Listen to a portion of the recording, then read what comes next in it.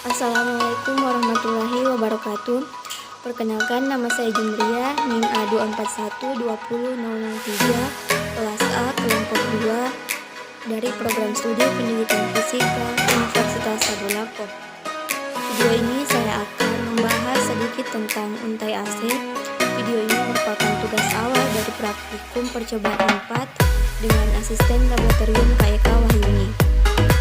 Alat dan bahan yang akan kita gunakan pada percobaan ini yaitu yang pertama, breadboard, berfungsi untuk merangkai komponen-komponen elektronika. Yang kedua, resistor, berfungsi untuk menghambat serta mengatur arus listrik dalam suatu rangkaian elektronika. Yang ketiga, kapasitor, berfungsi untuk menyimpan energi atau muatan listrik dalam sementara waktu. Yang keempat, induktor, berfungsi untuk menyimpan energi pada medan magnet yang ditimbulkan oleh arus listrik yang melintasinya. Yang kelima, pembangkit isyarat atau signal generator, berfungsi sebagai sumber tegangan. Yang keenam, osiloskop, berfungsi untuk menampilkan hasil dari percobaan yang berbentuk grafik. Yang ketujuh, kabel penghubung, berfungsi untuk menghubungkan alat elektronika yang satu dengan yang lainnya. Dan yang kedelapan, kertas grafik, fungsi untuk menggambarkan grafik yang diperoleh sesuai dengan yang dihasilkan pada percobaan.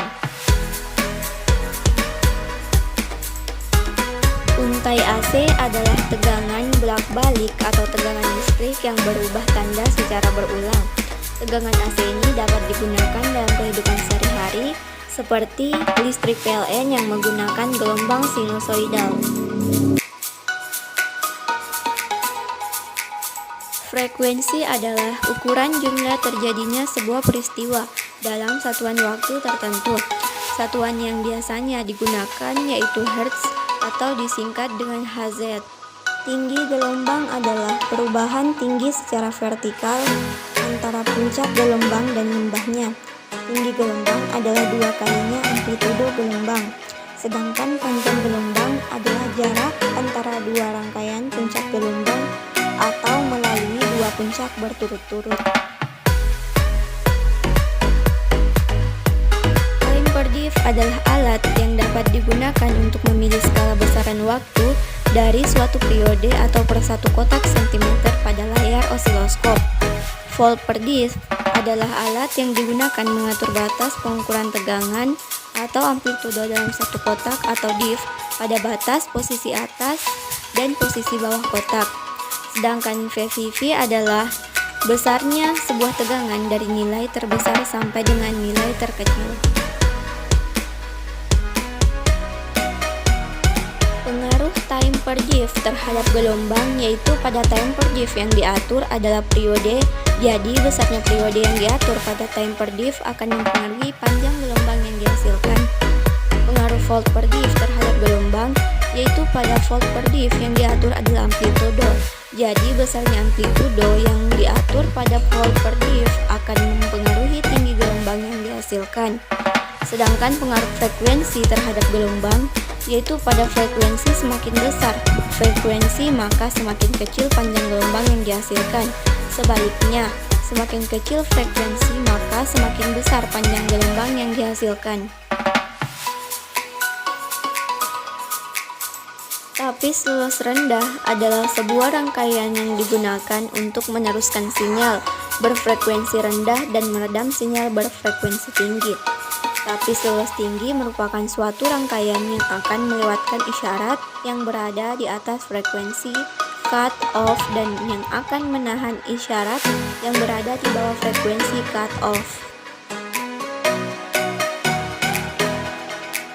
Adapun prosedur kerja pada percobaan ini yaitu yang pertama pada tapis lulus rendah, pasang untai seperti pada gambar di samping pada breadboard.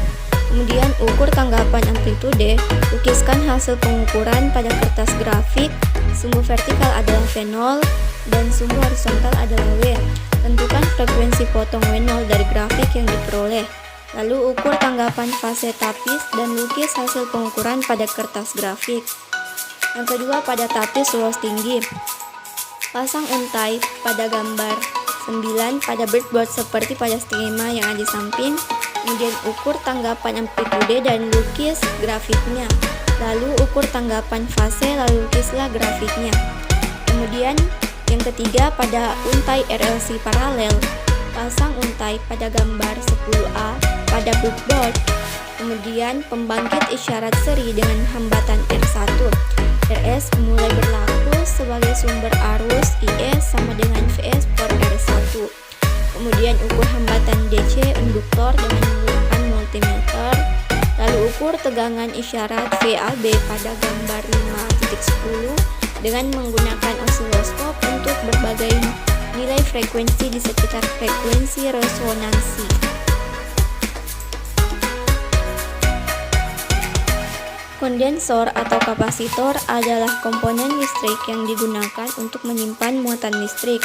Bahan penyusun kapasitor yaitu dua keping atau dua lembaran penghantar listrik yang dipisahkan menggunakan isolator listrik berupa bahan dielektrik.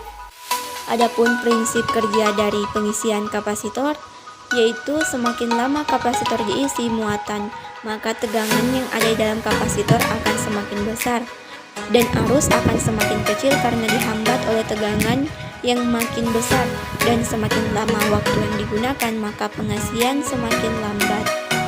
Penggunaan kapasitor pada rangkaian adalah sebagai isolator atau penahan arus listrik, sedangkan arus AC kapasitor berfungsi sebagai konduktor atau dapat melewatkan arus listrik.